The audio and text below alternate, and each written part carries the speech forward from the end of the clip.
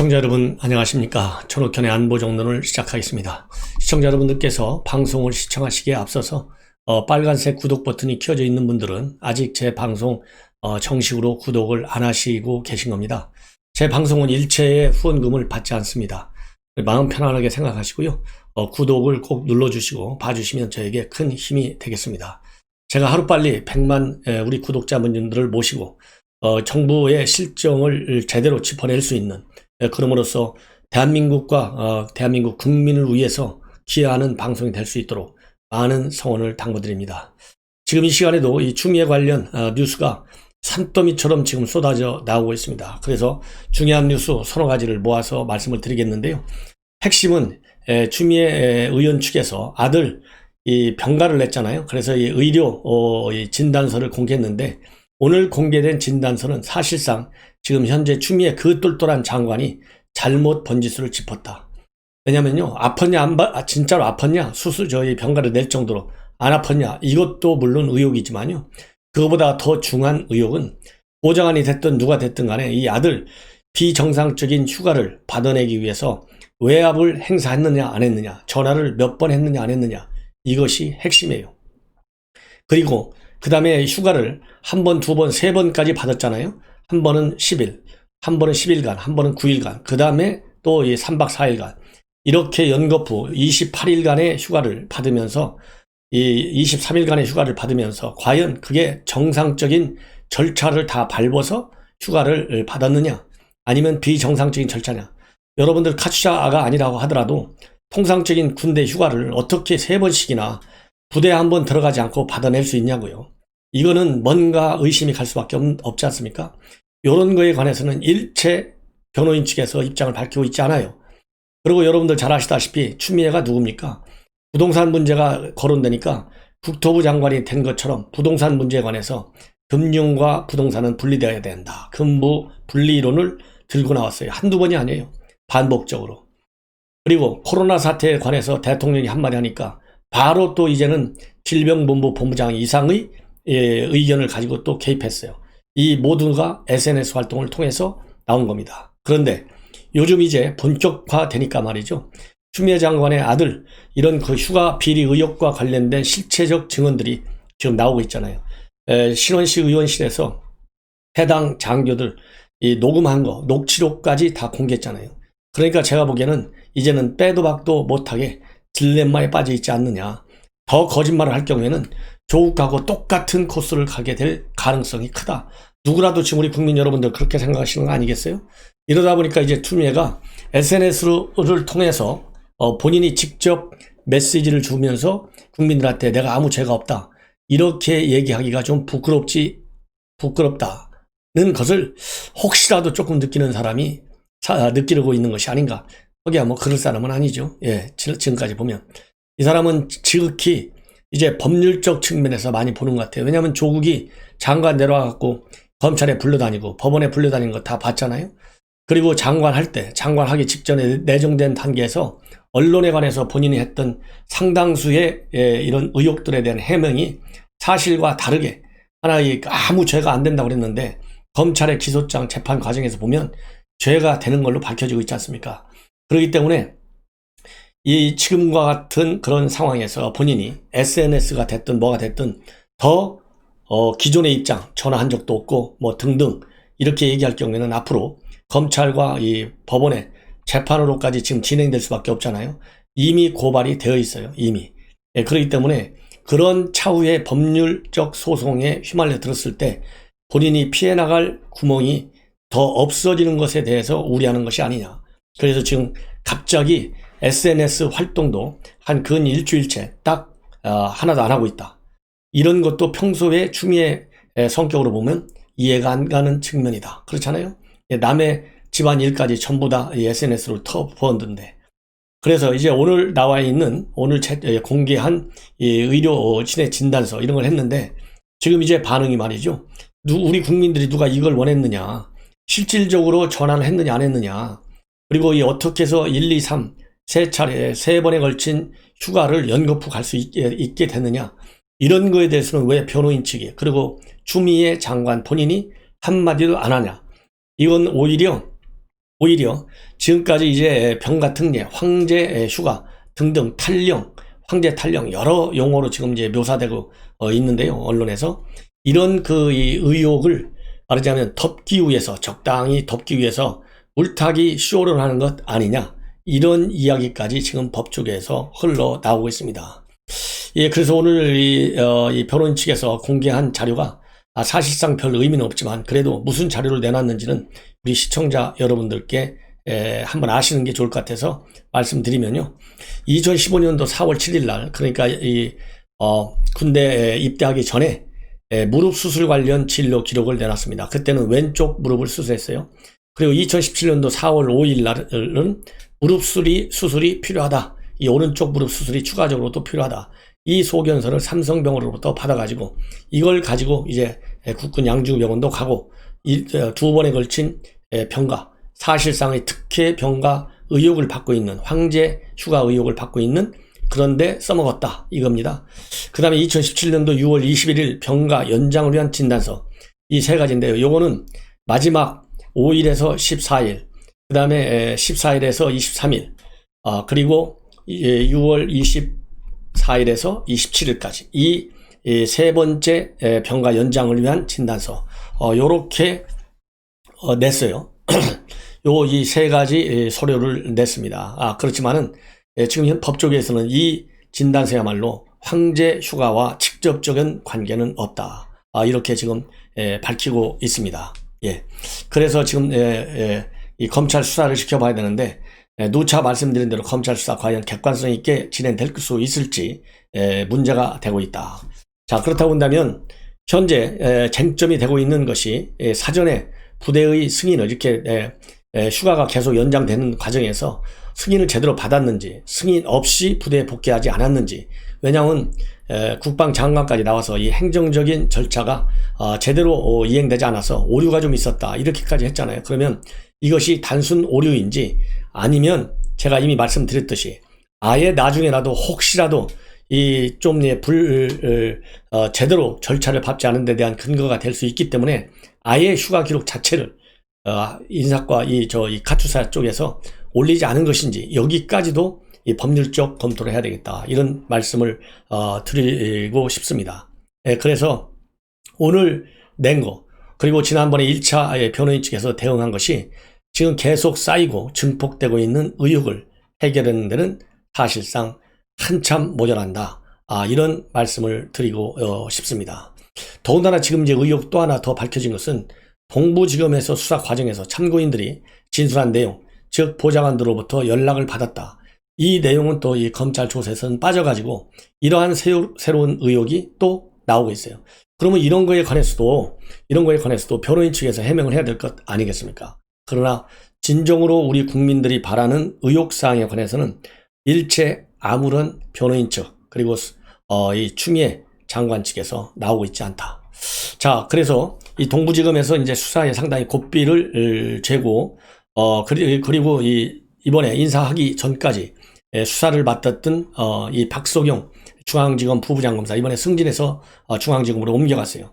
이것도 추미애 아들 수사와 관련해서 이 공적으로 인정받아갖고 영전한 것이 아닌지, 이런 의혹이 든다, 이런 말씀을 드리고 싶고, 또 이 대검으로 또 수사관은, 이 검찰 수사관은 대검으로 옮겨갔어요. 이런 것도 이 추미애 아들 수사와 어떤 연관성이 있는지도 따져봐야 되겠다, 이런 생각이 듭니다. 왜냐하면 이 두 사람은 지난달에 인사가 있기 전까지는 장관 보좌관 전화를 받았다고 진술한 이러한 이 참고인들 조사를 담당했었어요. 그래서 이 사람들이 이러한 연락을 받았다는 내용을 조사해서 빼는데 어떤 역할을 했는지조차도 이제는 전부 다 조사 대상이 된다, 이런 말씀을 드립니다. 그리고 이 사람들이 이제 이렇게 해서 영전을 했는데요. 이 반면에 수사를 제대로 하려고 했던 양인철 형사 1부장, 이 사람은 한직으로 꼽히는 북부지검의 인권감독관으로 발령이 났고, 김남우 당시 차장검사도 최근에 승진이 안 되니까 열받아가지고 사표를 내고 나가서 이 과정과 관련된, 즉 수사와 관련된 얘기에 대해서는 일체 얘기를 안 하고 있습니다. 그래서 새롭게 이제 추가로 아마도 이제 대검에 나가 있는 검찰 수사관, 그다음에 중앙지검으로 이 영전한 부부장, 이 박석용 부부장, 동부지검으로 내주 중에는 파견이 다시 나갈 가능성이 많은 것으로 법조계에서 보고 있어요. 그렇지만은 이번에 추미애 장관이 한 인사를 보면 수사를 제대로 안 하면 영전받고 수사를 하면 좌천받는 그런 인사인 것이 이제 세상에 다 드러났는데, 과연 법무장관 목에 칼을 들이댈 만한 검사가 누가 있을지 모르겠다. 그래서 동부지검에서 이렇게 인력 증원을 요청하는 것도 사실상 구색을 맞추는 것에 불과할 수 있다라고 하는 이 검찰 내부 시각이 있다, 이런 말씀을 드리고 싶고요. 그 다음에 오늘 또 하나 이 변호인 측 얘기 말고요, 더 중요한 또 이 폭로 제보가 있었어요. 뭐냐면 추미애 장관의 아들이 카투샤에 배치를 받은 이후에 여러 성격의 청탁 전화가 여러 차례 왔다. 이것이 연대장급, 즉 대령급 지휘관에게도 여러 차례 왔다. 이런 것이 지금 현재 언론에 보도되고 있다. 그래서 자대 배치를 받은 이후에 이 보직 관계에 관해서도 좀 그리고 자다 배치, 보직 업무, 이런 매 단계, 또 휴가도 두세 번 이렇게 갈 때 여러 단계에 걸쳐서 다양한 청탁성 민원이 들어왔다. 이런 의혹들이 또다시 불거져 나오고 있습니다. 그래서 익명을 요구한 정부의 한 관계자가 언론에 제보한 내용입니다. 뭐라고 되어 있느냐? 당시에는 2017년도 6월 얘기입니다. 연대장, 즉 대령급 지휘관 등이 국회, 국방부 등 여러 경로를 통해서 추 의원 측으로부터 다양한 압력을 받았다는 얘기도 털어놨다. 그러면서 이런 방식으로 부대에 연락을 한 보좌관도 이 본래 지금 알려져 있는 청와대에 최근에 발령난 보좌관이 제일 많은 의혹을 받고 있잖아요. 그 사람뿐만 아니라 여러 명이다. 추미애 장관의 이 보좌관이 한 5명 되는 걸로 지금 알려져 있는데, 일부 언론에서는 5명 다 연락이 됐는데 청와대에 가 있는 보좌관만 연락이 안 돼요. 그래서 이 5명 중에 연락이 된 보좌관들은 하나같이 자기네는 전화한 적이 없다, 이렇게 부인을 하고 있는데, 지금 방금 이 보도된 내용에 따르면 이거는 한국경제신문에서 단독으로 보도한 내용입니다. 여러 명의 보좌관들이 전화를 했다, 이렇게 지금 폭로를 하고 있습니다. 이 얘기는 이 휴가를 승인해준 지역대장, 즉 대대장급이잖아요.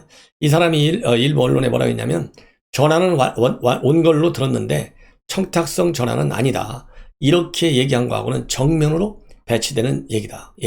이런 말씀을 드리고 싶고, 지금 현재 이 언론 보도를 따르면 이 부친이 위독해서 허가를 받고 외출했을 때도 상을 설령 당했다. 그러더라도 다시 부대로 복귀한 후에 휴가증을 받아야 다시 나갈 수 있는 게 육군 규정인데, 1차 휴가는 논외로 치른다 하더라도 2차, 3차 휴가는 육군 규정상 나갈 수 없는 특혜 휴가다. 이렇게 지금 국민의힘 측에서는 밝히고 있다고 합니다. 그래서 계속해서 이제 그 의혹과 관련돼서 추미애 측에서 부인하고 있잖아요. 이 부인을 반박하는 이 폭로성 제보와 언론 인터뷰가 뒤따르고 있다, 이런 말씀을 드리고 싶고, 그렇기 때문에도 추미애 장관은 지금 이 수사 지휘권까지도 행사한 사람 아니에요.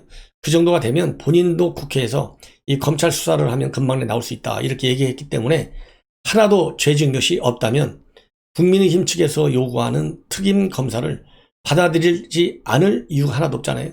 오히려 특임 검사가 임명이 돼서 검찰총장이나 또 장관, 또 해당 이 지검장의 지휘를 받지 않고 공정하게 수사하는 것이 얼마나 떳떳하겠습니까? 그렇잖아요.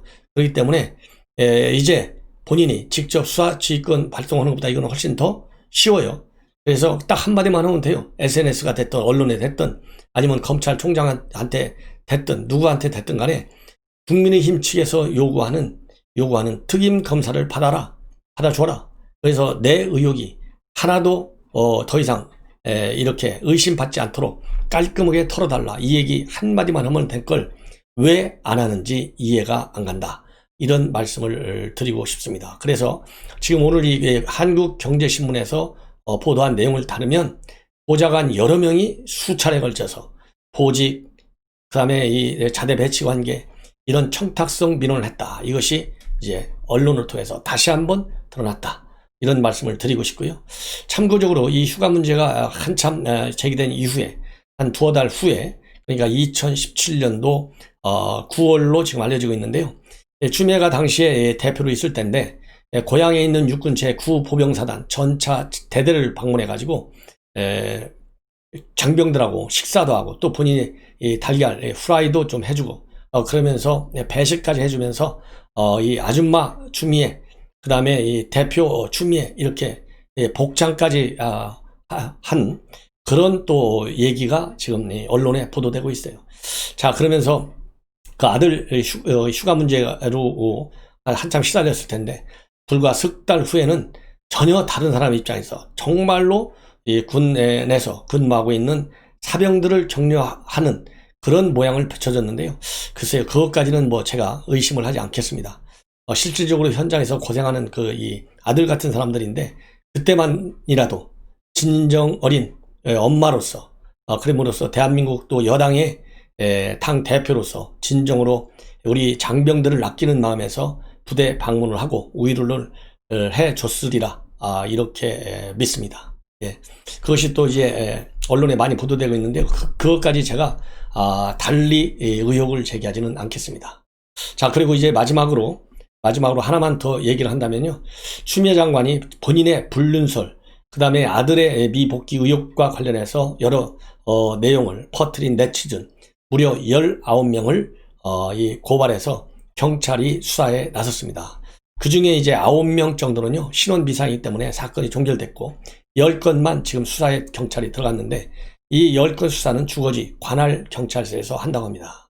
그런데 최근에 이 서초 경찰서에서 또 하나를 조사했어요. 인터넷 카페 운영자를 조사했는데, 지난 3월 중순에 추미애 장관으로부터 정보통신망법상 명예훼손 혐의로 고발당했어요.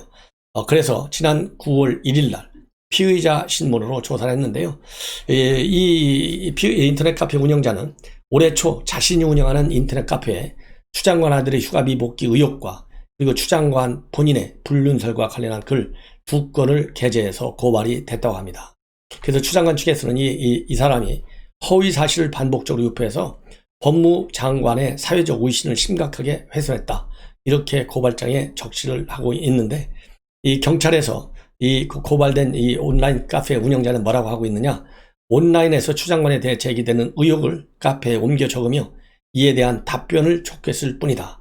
그래서 이 해당 내용에 관해서는 사실상 부인하고 있다. 이런 말씀을 전해드립니다. 자, 그러면 3월이면요.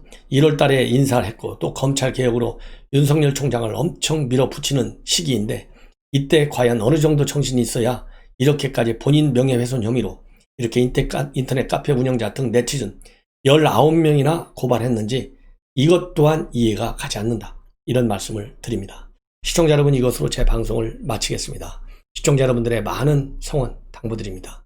대단히 고맙습니다.